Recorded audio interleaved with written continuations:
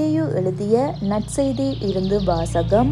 அதிகாரம் 13, இறை வசனங்கள் 10-17 இலாக. உவமைகளின் நோக்கம். சீடர்கள் அவரருகே வந்து, ஏன் அவர்களோடு உவமைகள் வாயிலாக பேசுகிறீர்கள் என்று கேட்டார்கள். அதற்கு இயேசு அவர்களிடம் மறுமொழியாக கூறியது, விண்ணரசின் மறைபொருளை அறிய உங்களுக்கு கொடுத்து வைத்திருக்கிறது, அவர்களுக்கோ கொடுத்து வைக்கவில்லை.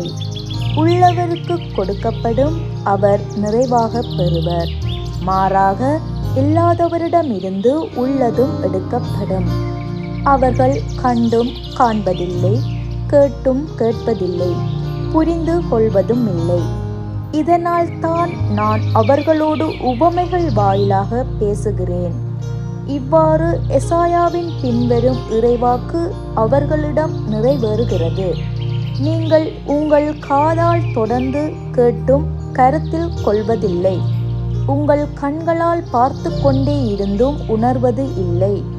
இம்மக்களின் நெஞ்சம் கொழுத்து போய்விட்டது, காதும் மந்தமாகிவிட்டது. இவர்கள் தம் கண்களை மூடிக்கொண்டார்கள். எனவே கண்ணால் காணாமலும், காதால் கேளாமலும், உள்ளத்தால் உணராமலும், மனம் மாறாமலும் இருக்கிறார்கள். நானும் அவர்களை குணமாக்காமல் இருக்கிறேன். உங்கள் கண்களோ பேறு பெற்றவை, ஏனெனில் அவை காண்கின்றன.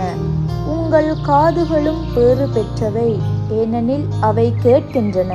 நான் உறுதியாக உங்களுக்கு சொல்கிறேன், பல இறைவாக்கினர்களும் நேர்மையாளர்களும் நீங்கள் காண்பவற்றை காண ஆவல் கொண்டிருந்தார்கள், ஆனால் அவர்கள் காணவில்லை.